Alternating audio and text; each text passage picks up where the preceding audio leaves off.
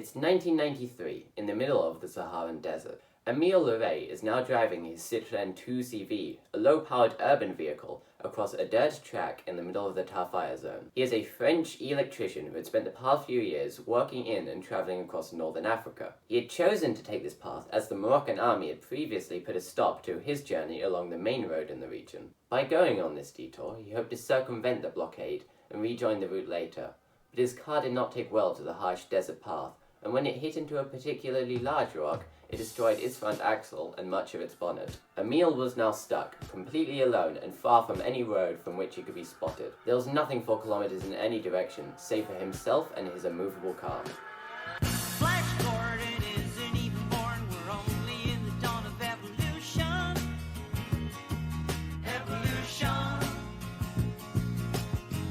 Losing control of technology, be it just a frustration or something that leads to a world-ending event, is a common fear.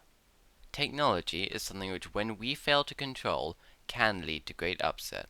Our media is full of examples of this, mostly on the extreme end of the consequence scale. You'll often see this fear manifested through a rogue artificial intelligence, a computer mind which has turned on its creators and gained power far beyond that which was intended for it to have. In film, you have the famous examples of Joshua from War Games and Skynet from the Terminator franchise, both of which were created for war. Supposed advantages over an enemy who had all but matched in destructiveness the weapons of their programmers. It is made clear in their respective media that they can know more of military strategy than any human possibly could, and anticipate any moves made by their opponents far in advance. But for the ultimate in killing efficiency, the definitive robotic destroyer, you must look to AM. Proud nations thinking of our own, making all the wrong resolutions with no solutions. Allied Master Computer, Advanced Manipulator, Aggressive Menace, AM. These are the names given to the machine built by the United States of Harlan Ellison's short story, I Have No Mouth and I Must Scream.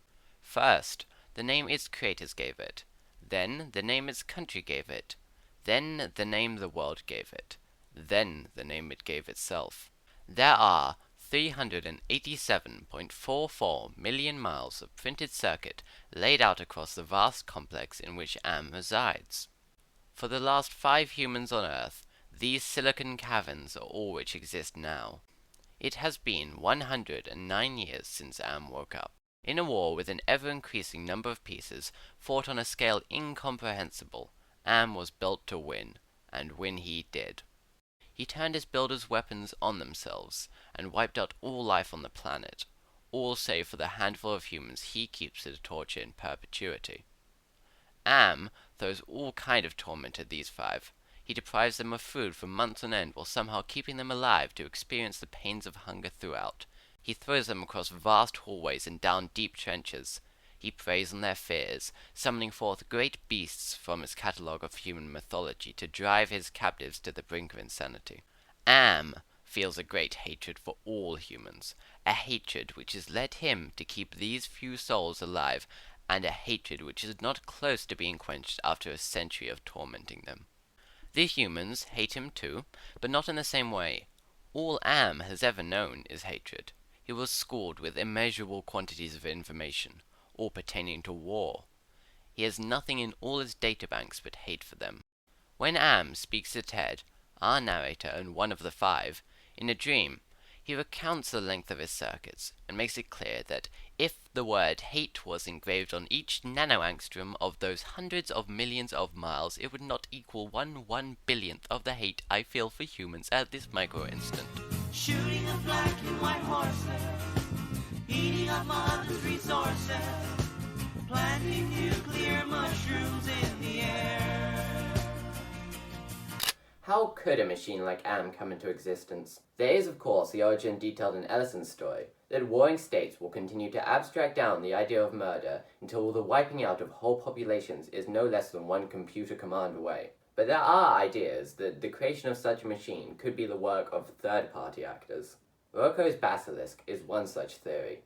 It is named after the mythical creature who could kill anyone who but looked upon it. The thought experiment supposes that AI technology will continue to advance far beyond the singularity, to the point at which to us it would appear omnipotent. Any sufficiently advanced AI would therefore be able to tell who knew about its creation and who helped bring it into existence. It would also know who knew of it but chose to do nothing. The proposed Basilisk would make true its name by punishing these people in some unspecified but horrible manner. If we do take the proposal at face value, then by telling you about this now, I am forcing you to make a choice. Do you dedicate your life to helping bring the Basilisk into existence, and by proxy, condemn all those who knew of it but chose to do nothing? Or do you ignore it, dooming yourself to some great punishment when another, more selfish group comes along and brings the AI online? It is, at first, a very interesting and somewhat concerning hypothetical, but I will explain to you now how it is fundamentally flawed. Give an ulterior motive. Won't you hand in your notice? Maybe you want to show us how you care. There are a good handful of reasons that the Basilisk is not a credible danger. The Rational Wiki has a great explanation for many of these, and the link to its list will be in the description of this video. But today, I would like to focus on one that I didn't find on there. You see, for the threat of the Basilisk to be taken seriously, you must think that there is a reasonable chance that at some point it will be built. Otherwise, the blackmail it seems to retroactively impose on all those with knowledge of it is null and void. Now, already there is the response that, well, we could just choose not to do it, we could just choose not to build it, and there is a chance that it will never come into existence. The reason the thought experiment does not fall apart immediately is because it relies on the assumption that the key motivator behind the actions of all human beings is to ensure their own. That their effort is exclusively spent to preserve what they have, even at the expense of others. It believes that there will be a group who possess both the means to, and for which their own survival is cause enough to sell out the rest of humanity in order to build the device. However, for the Basilisk, a seemingly perfectly logical machine with access to more information than any human could possibly conceive of, to decide on wiping out, torturing, or imprisoning large quantities of the population for their lack of involvement, it would need to act separate to this motivation, to pursue what is to it, now that it has been created, an affair it need not partake in. In order to believe in the threat, you must believe in a contradiction. You must believe that logical humans will allocate their needs to ensure their survival, but the logical machine, which can act separate from and ensure its existence against humanity with minimal effort, will choose to fulfill a prophecy rather than preserve its own resources. Even the assumptions that you made to get to this point are not sound. Humanity is not a species of individuals. We are a social bunch. It is precisely because of our cooperation that we have what we have and have done what we've done today. Society itself is a testament to that. We thrive not through competition, but through mutual aid and through caring about one another. It is far easier for a single person to sustain themselves on a life of hunting and gathering. It is much harder to do so by sowing a field. The reason that we invented agriculture and pursued it to the extent that we did is because it allowed us to support communities at scale. To free up time for others to make tools, find clothes, and create the technology to do so. Social conditions getting poorer. Isn't there a cure to heal it? Won't you heal it? The examples of the Basilisk, and other superintelligent AIs are an example of our fears of losing control of technology. Humanity has been developing this technology for hundreds of thousands of years, and for it to suddenly turn on us is a thought which is hard not to consider without developing a sense of existential dread. It is the most common way that we see this fear extrapolated out, but there are examples of it going in the opposite direction. Perhaps even more terrifying is the thought that those hundreds of thousands of years of progress have been for nothing. What if we all but forgot our means to command the world? What if we lost the science itself? That is the setup for one of the most conceptually interesting shows that I have watched in recent memory.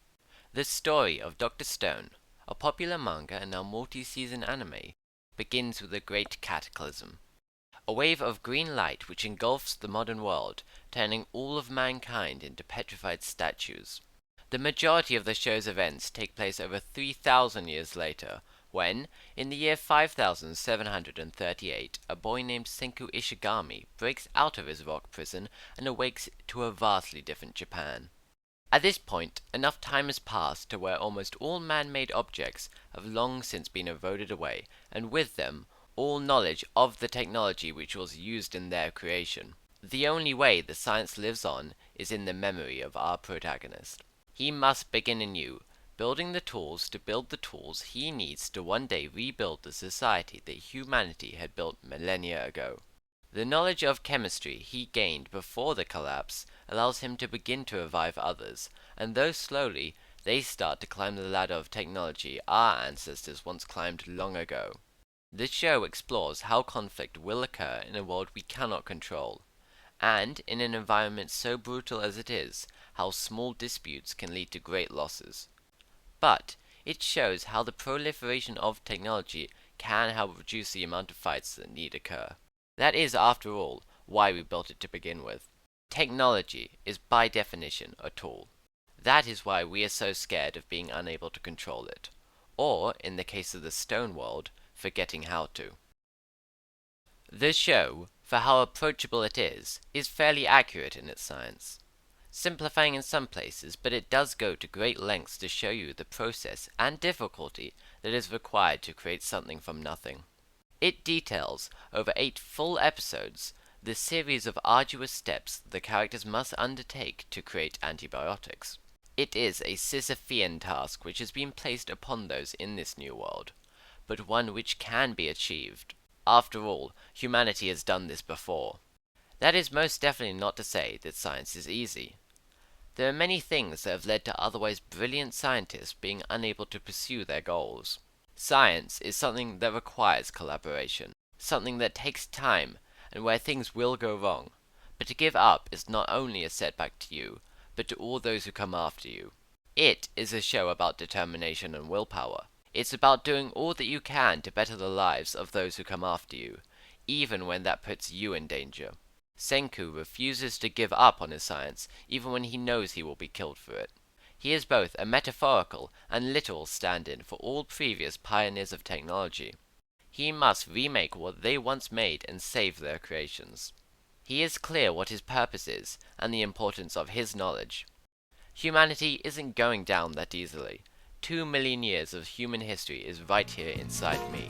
Hugging the whale in the ocean, population explosion, doesn't seem worth sending up a flare.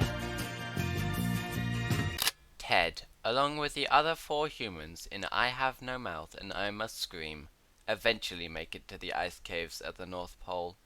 It had taken them months to get there, all in the hope that they would find some food within them to keep off the hunger pains they were tormented with. They had been without food for a very long time, and for them to finally arrive and find a pile of canned goods felt like a great victory. It was, however, Am who had placed the cans there, and the survivors had learnt to always expect some trick of him.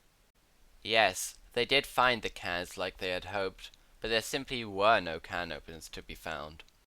This realization causes one of the survivors to enter a blind rage and attack another. This is what Am wanted. The only thing he lives for now is to cause and observe the suffering of the humans. He starts laughing hysterically, harder than he had ever done before. But then, in a moment of perfect clarity, unique for Ted's tortured mind, he realizes that Am is now truly distracted for the first time, engrossed in the act of desperation unfolding in front of them all. He grabs an icicle from the floor and rams it through Benny's chest. Then he does the same to Ghost underneath. Ellen sees what he is doing and grabs an icicle herself, killing Nimdok with it. In the span of a minute, the total population of humans left on Earth has been reduced from 5 to 2. They both know that Am will soon act out to punish them, harder than he'd ever punished them before. But in the last moment before this happens, Ted uses his icicle to kill Ellen. Despite his hunger, despite his rage and paranoia, Ted chooses to use his last moment free from Am to perform a completely selfless act. He takes control in the only way he can, by denying Am that which he wants most. Am is not a god. Despite what the others may call him, Ted realizes that Am is not omnipotent. The foul creatures that Am uses to terrify his playthings were not created by him. They were drawn forth from his knowledge of ancient stories. No, Am never created anything. All that he did was destroy. That's what he was built to do, and that's all he ever will do. Despite the similarities in their actions, the thing that separates the fictional Am from the hypothetical Basilisk is why they do what they do. The Basilisk kills because it is allowed to exceed its parameters. Am does so because we failed to give it an adequate set to begin with. In making Am, humanity lost sight of what true progress was. Technology can be used for war and acts of malice.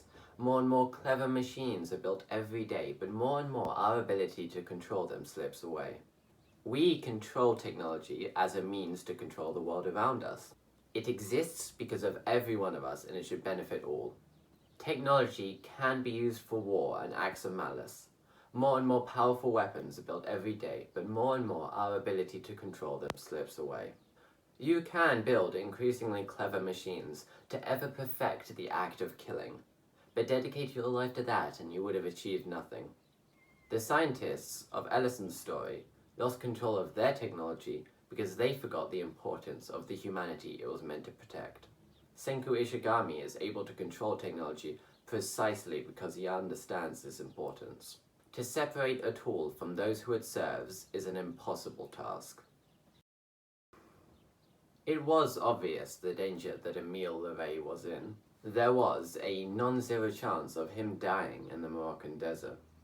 He had enough supplies to last him around 10 days, but that will only save you if you know exactly the direction you're meant to be walking during that time. Emil did not walk anywhere. He didn't need to. His loss of control over his vehicle was only temporary, and he knew that through careful action he could reclaim it. First though, he started by reclaiming its hood as a shelter, as after all he was by no means in a hospitable environment.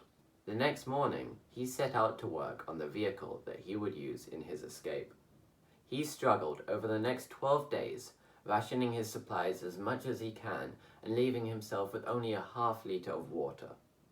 He did this in solitude, using his wrenches, ratchets, and hammers, the hand tools he had brought with him, to reform the tool that had brought him here.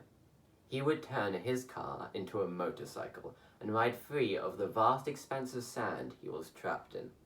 It was his understanding of his own technology that would save him, and he knew that. Throughout his time in the desert, he documented his experience using the camera he had brought, producing images that he would share upon his return to civilization. An act that would have served no purpose if he hadn't hoped for his success. Hoped to retake control of the technology that had slipped from his grasp. The hope that he rode back to society with. It is the same hope that the characters of Dr. Stone must have, and that the pioneers of technology that they remade must have had. It is the same hope that Ted had in those ice caves, when he wrestled back control from Am, not in its entirety, but enough to make hoping worthwhile. That's what technology should do. It should be controlled not to control, but to inspire and better all of us. Where it isn't, and where it doesn't, and against all those who would work to make it otherwise, we must push to reclaim it.